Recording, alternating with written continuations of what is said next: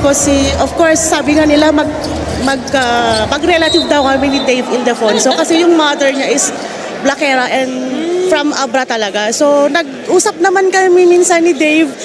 Natuwa naman siya na nakilala namin ng isa't isa. As in, sobrang saya niya kasi meron daw pala siyang relative dito sa Abra. Yun talagang legit naman na Blackera daw yung yung mother niya. Yun. Okay. So, in a way, magkamag-anak kami. Nakakatuwa naman. Alright, maraming salamat. And please keep supporting the Abra Solid North Weavers at syempre ang mpbl. Once again, Madam G. Blackera.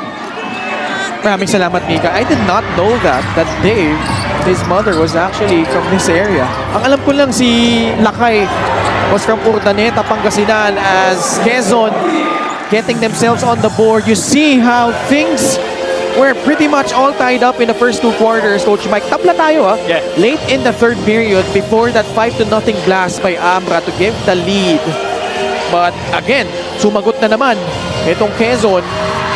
Patino with a good-looking jumper from the left baseline. Now that is important make for Alfred Batino because that will force a Gabayni to go stretch out to him and leaving that entire paint for their scorers inside to penetrate. Speaking of penetrate, that's exactly what Pagaran does. But it's a wayward pass. Turnover against Quezon. Coach Nash, Coach Richie Dixon in the face of referee Jay Castroverde. Yeah, because I think what to their point, it was last touch by Encho Serrano before it went out. And it hit, I don't know if it was Coach Richie Dixon from what I saw. And that's why it happened right in front of them. That's why they're going to challenge this. A coach's challenge from Quezon at the 8-minute and 49-second mark of the fourth. We'll be back for the result.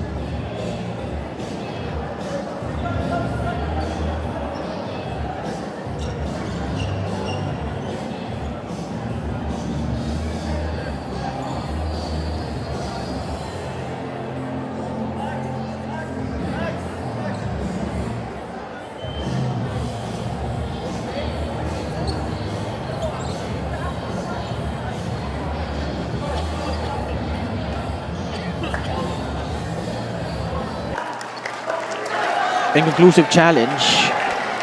So the call will stand, but they will maintain their challenge. Kung about tong Quezon. Okay. Abra trying to extend the lead.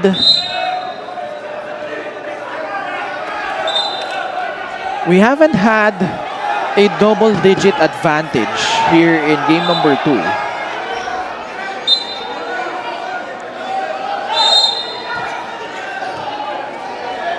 So we have Ryan Batino, John Oduba, Encho Serrano, Dave Ildefonso, and Marwin Taiwan on the floor for the Weavers. Encho, what a pass! Batino will lay it in. You see how that made basket earlier from the outside by Batino has really forced Joseph Gabayni to stay attached, as we see a good three right there by Vince Maguos, to stay attached with Batino, and so that when he goes up, dinadala niya si Joseph. Pagkatapos ng screen, rumorol, kaya nalibre si Batino doon kanina. Mabasa 4 ang lamang ng ABRA. Ildefonso got fouled by Pagaran. Well, clearly a foul right there as Christian Pagaran really tried to keep in step against Dave Ildefonso on that lift. As this of the game is powered by 747 Live. Dito ka sa legit. And the Huskers always try and put a drop coverage in that middle lane of the floor, which Joseph really had to be that guy, completely forgetting about Joseph. Let's check in with Mika. Kwento ni Coach Yong Garcia, for the first time in a long time sa lamig dito sa venue, pawis na pawis daw siya nung game 1. Para daw siyang naglaro. Halong kaba, kumpiyansa at kung ano pa ang mga naramdaman niya. With 53% team field goals, 44% sa threes, 11 3-pointers, 33 points na daw yun for Quezon. Swerte pa rin daw talaga sila that they won. Usually dominance ang way of winning nila, but that was luck after effort, he said. He also talked about Christian Pagaran, 4 out of 4 sa threes. He actually took a shot in getting him for ABRA before the season started. Naunahan lang daw siya ng Quezon. Now, he turned out to be one of their biggest problems. Now, in the huddle, Coach Yong emphasized being alert in terms of where the shooters are and for the shooters to also show themselves. Ken, Coach Mike. Maraming salamat, Mika. Wow, what a story that was, Coach Mike. Yeah, and I love that report by Mika because, in my opinion, yung nakalaban nitong ABRA Weavers na Caloocan and Pangasinan were really paint teams, meaning they'd love to get in the paint, post-ups or what have you. But when you swing over to the Quezon Huskers, this is a three-point shooting team, and so you can't camp in the paint. You have to close out on shooters, which the adjustment was really in game number 1 para dito sa Weavers na nahirapan sila i-figure out. Sinamahan pa ng magandang interior passing nga nitong Quezon Huskers. It made all the more difficult to cover against the Huskers. When you look rather at their shot profile, talking about tong Quezon, for the entire season, almost half of their attempts come from threes. That's right. Around 46%. In game number 1, they had 25 attempts from beyond the arc, 62 total. Yes. So basically, nasa ganung range pa rin, nasa 40% plus. Yep. But, wow, what a story. If Pagaran ended up with ABRA, but now thriving with Quezon. I mean, the upside's really tantalizing if you look at how he plays, how he moves inside the court. But right now, ABRA though, holding on to this 5-point lead, 53-48, 3 minutes gone by in the 4th period. And the key difference here for the Huskers compared to game number 1 is really shot making. They're getting the same looks on those passes as Marvin Taiwan knocks down another 3. Ildefonso setting him up. Lead has ballooned to 8. LJ pass outside. Tamsi, he drives. He got fouled by Marvin Taiwan. 2 free throws coming up for Al Tamsi. Look at that pass right though. Nail held.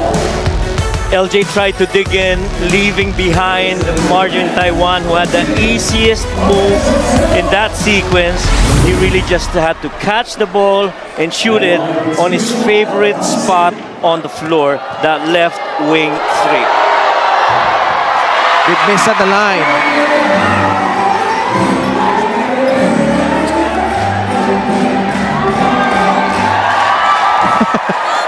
The Abreños trying to distract Al Tamsi. And they do a good job. He comes up empty on that trip. 12 turnovers, 14 points given up by the Huskers against the Weavers. You got to take better care of the ball and make better conversions if you're Quezon. Dave. No. Jiu-Chu. Wala pa din. Tapigan ng bola. May foul. laban kay John Oduba. Well, he kept holding on to the arm of Simon. LJ Gonzalez drives. Pocket pass in traffic. Sandagon. Nawala sa kanyang bola. Taiwan coming away with a steal. Kita mo yung adjustment ng Weavers, Ken. The ball goes inside the paint. Anybody who's driving down the paint and goes baseline, there is a good chance that that pass is going to be back to the guy in front of the rim. That happens to be Simon Sandagon. And I think ang hinihingi naman ni Coach Eric, every time makuha mo yung bola on that side of the floor, catch and shoot ka na. Dahil ganun ka nakalapit, you're supposed to be able to make a decent shot with the defense, you know, looking away from you. 5 steals from Abra. Jason Brickman returns. Taiwan off the bounce. Drop pass. Oduba. No good. Another foul call on John Oduba. I gotta give credit to the defense. The rotate of the Huskers against that drop pass of Marvin Taiwan. Marvin Taiwan has made a couple of threes, and so you close out long on him. In that instance, Marvin decides, I'm going to put this ball on the floor and then drive. If I have a look, I will take it. If not, I will drop it to the next guy available, which happens to be John Oduba in that instance. Miss Magbuhos hits the free throw. 56-49. Coach Mike, to Abra's credit though, because Quezon shot 3 out of 11 from 3 in the first half. But Yes. here in the second half, only 2 out of 7. As Magbuhos misses another one. Free throws have also been a problem for Quezon. It has not been a good three-point shooting game for both these teams. By 1, that time it will not work. Approaching the halfway point of the fourth, LJ Gonzalez high off the glass, Vintes. Jason Brickman. In front of him, Gab Banal. Wisely pulls it back and waits for his teammates. Jason Brickman with 11 points. Passing that screen from Jeo Chu. The lift. Taiwan. Oduba. 2 seconds left on their shot clock. Brickman hoisting it up. Draws a foul while taking a free.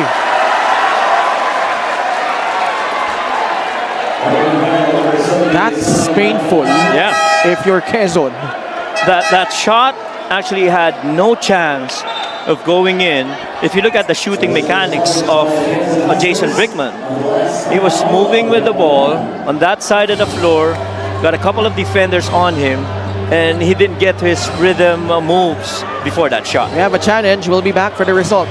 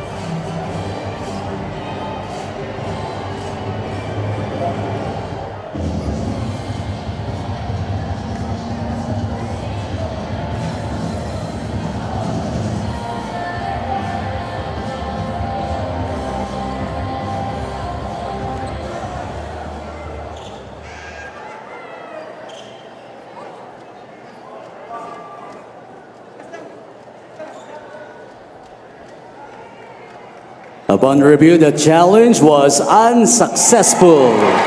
Tough break for Quezon. So third foul on Campanal. See that again? I think he really got held up. Yeah, andun yung kamay ni Gabe on that shooting arm of Jason. Yeah, every time you put your hands in that position, Yeah. you're gonna be in a very dangerous predicament. Especially with Jason Brickman. Oo. Parang ano yan, in-extend mo yung arm mo, nag-low rip si player, inangat yung bola, that is a foul. Jason Brickman has been phenomenal from the free throw line. 82% itong free throw na ito ay hatid sa inyo ng Extreme Appliances, ang subok at kumpletong appliance brand ng Pilipinas. So only 2 free throws. Tama no? 2 free throws lang. Yes.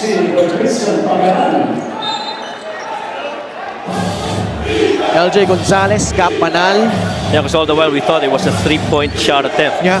Kasama nila si Al Tamsi. Gonzalez has to make something here. LJ drives, gliding in the air. No good. Taiwan with a running start. Brickman, hindi nakatingin si Encho, but good thing they recovered the basketball. Encho, hanap na papasahan. Binigay muna kay David Defonso. Immediately Vince Magbuhos calling that switch against Hierro. Serrano with 5 on the shot clock, fading away. Left it short. Magbuhos the rebound. Gonzalez putting some speed on. ABRA in penalty, so 2 free throws coming up for LJ Gonzalez. Now the question is, will that be an advantage foul? Would that be escalated to an unspo? Because clearly LJ was way ahead. Baka it falls under the criteria of an unsportsmanlike foul. The old heads would call that the old man foul in pickup games because alam mo yun, naunahan ka na, hindi ka na makapaba sa depensa, papaulin mo na lang para hindi makascore. So that's simply how it's put. Posibleng kasing mag-fall yan under the criteria of that being not a legal contact from behind or laterally to stop the fast break, and that's exactly their interpretation. Right. So that's big for Quezon. 2 free throws, a small possession for the Huskers. This is that part of the game which the ABRA Weavers in game number 1 showed no quit. Now it's the Huskers' turn to show that they don't have quit in themselves as well, despite being down here by, what, 7 or 9 rather. LJ Gonzalez though has yet to score here in the second half. Ito yung nangyari, no? He tried to split the defense. Oh, nakauna siya eh. Yeah. He had that dribble to get himself ahead. That's right. That's where the foul occurred. That's right. Meanwhile, maibalita tayo kay Mika. LJ Gonzalez admitted tao lang siya. It is just human nature to sometimes feel that you need more help despite being the superpower of the Huskers. Being extremely doubled and tripled in the last seconds of game 1, he was hoping for help.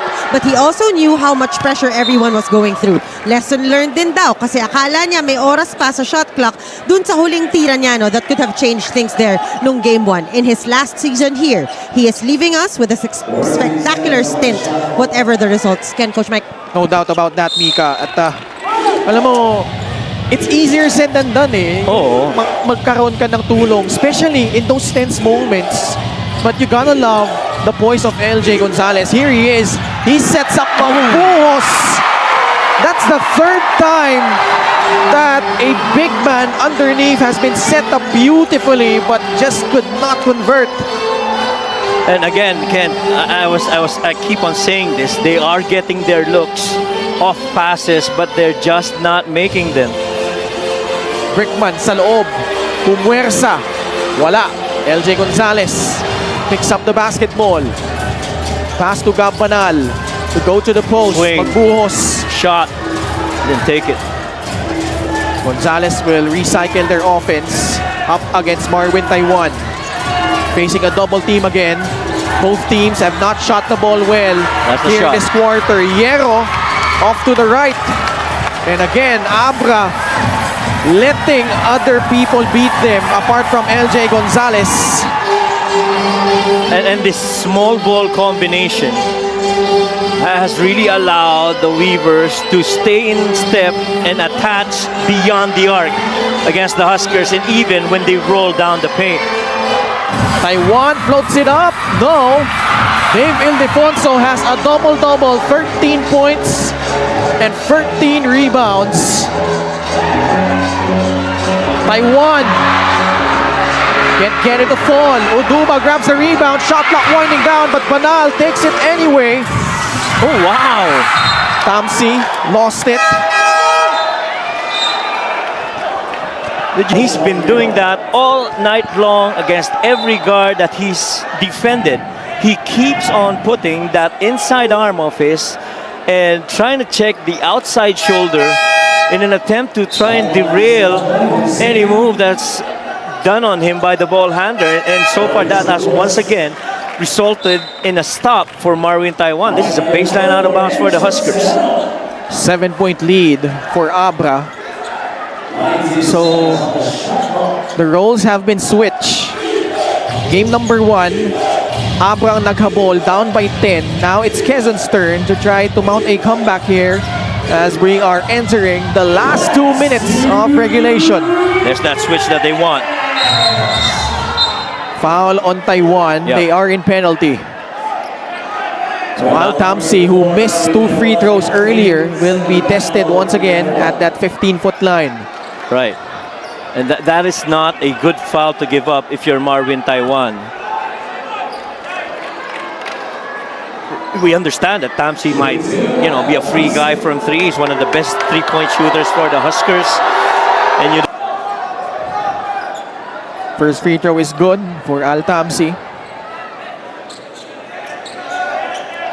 he's a 52% 3-point shooter. Tamsi for the Huskers in the playoffs. Oh, tiluwa yung pangalawa. So just 1 out of 4 for Al Tamsi. Brickman sends it to Mike Ayonayon. ABRA on top by 8. Down 6, you still have time. 6 seconds left on their shot clock. Brickman. Ildefonso against Pagaran. Niluwa. Door still open for Quezon. LJ crossover. Oh my God, but he misses though. That would have been a spectacular move, but a sorry miss. Gonzalez. Ooh. That looked off Taiwan though. Yeah, that looked off Taiwan. It happened right in front of us. That sure looked like off Marvin Taiwan.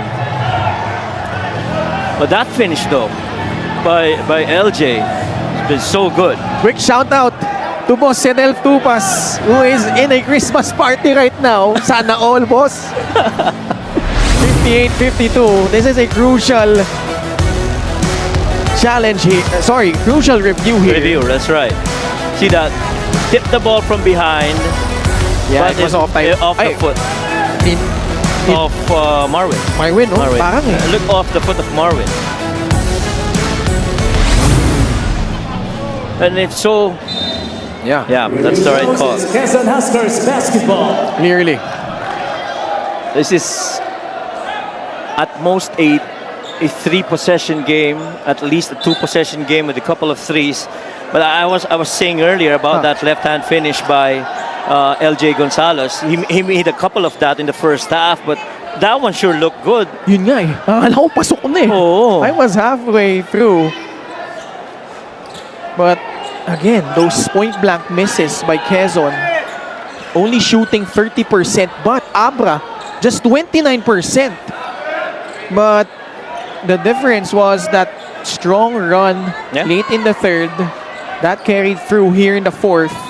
Well, one can argue it's really back again to the free throw makes. I mean, this is a +7 free throw makes para dito sa ABRA Weavers. The attempts have been very similar. It's just a +3 advantage for the ABRA Weavers. And so the Huskers have really done their part in controlling the offensive rebounds, because the difference right now is just a +4 difference on the offensive rebound, unlike in game number 1, which was so much more. Gonzalez trying to move quick. Nice pass, Bob Banal. This is big. Oh! He hits a free. Down to a 1-possession ball game. And when you're a 3-point shooting team, you do not stay away from your identity. No need to foul if you're Quezon. They're not yet in penalty anyway. 10 seconds left on their shot clock. Brickman taking some time, getting past LJ Gonzalez. Rejected by Sandagon, flips it up. The tap is good! Oh my! Just in the nick of time! And who did it again, Coach Mike? John Uduba. Oh my goodness. Very similar to how it happened in game number 1, where Jason Brickman saw that right side of the floor. Meantime, ito muna yung drive ni LJ Gonzalez. You know, compacting that paint. Dave had to help out, leaving Gabanal for that straight up 3. Nothing but net. But on the other end, Jason Brickman against LJ Gonzalez, beating him down the floor. Simon does a good job defending, takes another crack at it, but wow, John Uduba in the nick of time. And again, the failure of Quezon to secure the defensive rebound has cost them, at least in that possession. We'll be back after the short break.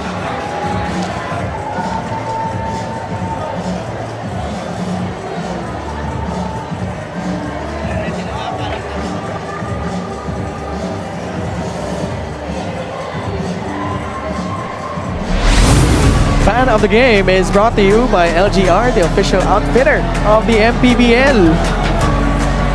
Grabe. What a series this has turned out to be, Coach Mike. First 2 games pa lang tayo.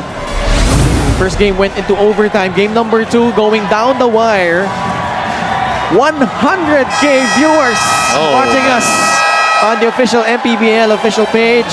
And that's not even counting the thousands of other viewers outside of the venue, where I do understand they have an LED board that allows those who could not get in. This is a full house gym for the second straight finals game day here in ABRA.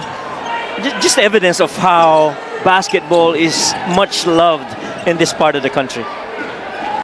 In my opinion, it really was just because John Uduba refused to give up. He just kept on moving.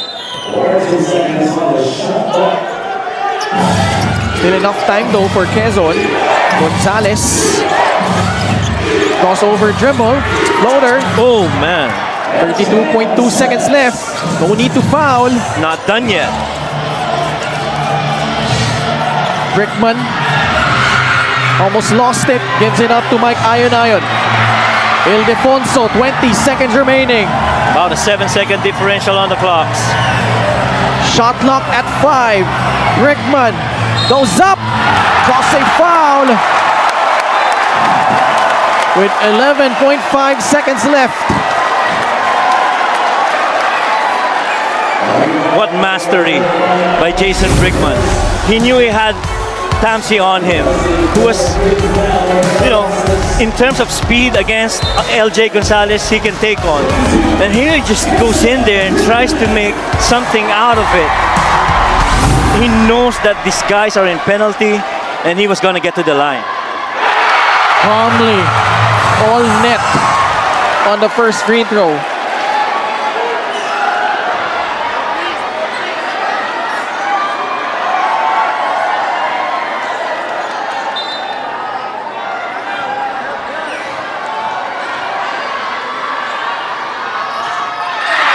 Second free throw rattles out. Door still open.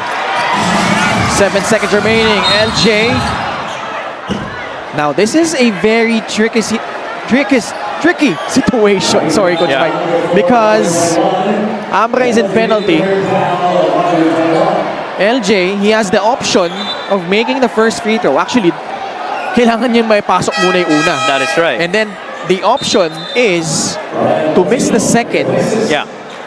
And try to grab the offensive rebound and go for a free. That's one right. option. That's The other one is because they still have a timeout remaining. He could opt to hit both. And for sure, ABRA will call for a timeout. Pero ito muna, yung pinaka-importante, yung unang free throw. Oh, that changes things.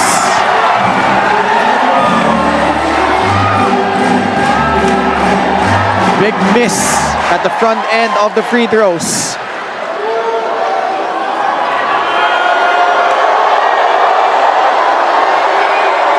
Definitely you gotta make this. Gets the second to trickle in. With 6 seconds remaining, Abra will call for a timeout. Now the big question here is, will they inbound from the front or the back?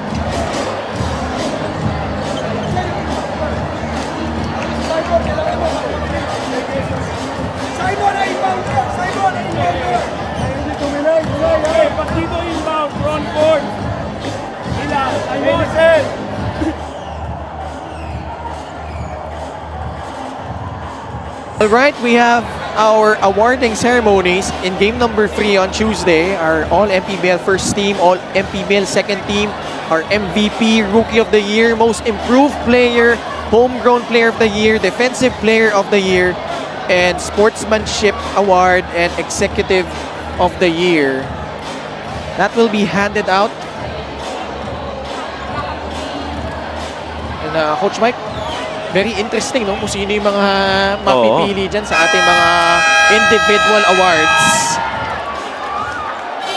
I mean, much as we know that basketball is a team game, but you still gotta give due recognition to, especially to guys who have elevated their game and have led their team. And it really, this season has been very interesting in terms of the dynamics of the teams, the improvements of players. Yeah, I'm sure everybody's looking forward to that recognition day. Wow, Quezon using their timeout. Interesting. That's their last timeout. 61-58. What do you make of this timeout by the Huskers, Coach Mike? I think they really just saw how the formation of the inbounds would be for the Weavers. Maybe make some adjustments on their end. Diamond sila. Okay, so ganito gagawin natin. Vince, dito ka. Okay, Simon! Simon! Dito ka. Gab! Gab! Dito ka. Bugs! Bugs! Okay. Dito ka na. Okay, LJ, dito ka. Papasukin nyo rito. Papasukin nyo rito. Agaw, ha?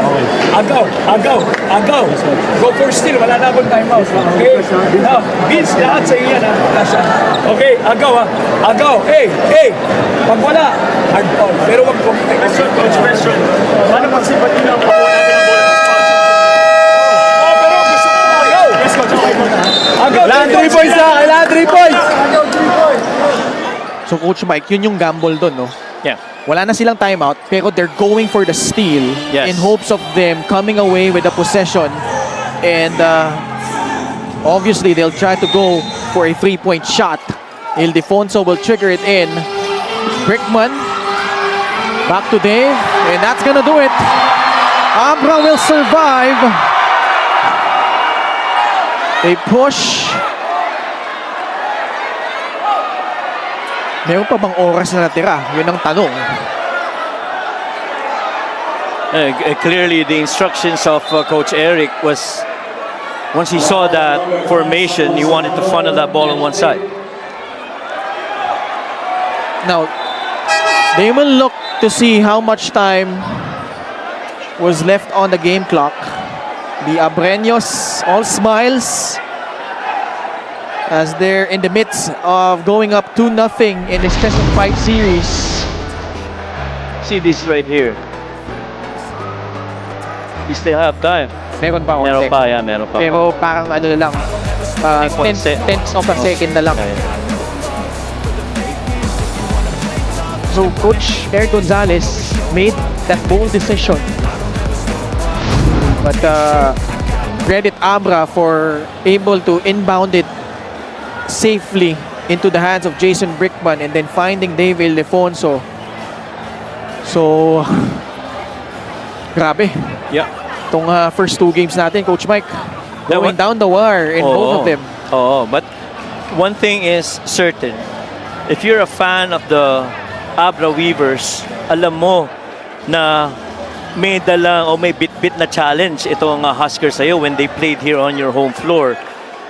And kung ikaw naman ang fan ng Quezon Huskers, you understand we almost had a chance to steal at least 1 in Abra. And now you go back to Lucena and try to get a couple and extend this series to game number 5. That's the thing, Coach Mike. Last season, in the last finals, Quezon did not have an opportunity to play in front That's right. of the Quezonians, given the format where they played the first 2 games in Dubai. That's right. Then Pampanga closed it out on their home floor in game number 3 at the Brenzi Giao Convention Center.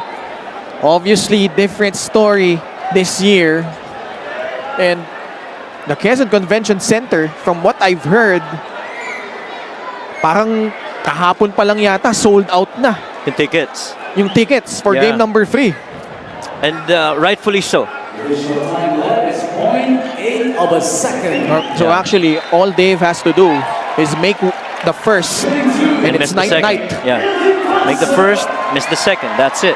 Kahit shoot na niya pareho. Basta Pareho, yeah. mapasok na itong una. Mintis yung una though. But again, that conversation of going back to Lucena with that mindset of we were that close, especially in game number 2, had they performed in the same level as field goal makes in game number 1, it might have been another game number 1 story, but this time in favor of the Huskers. But gotta give credit to the Weavers.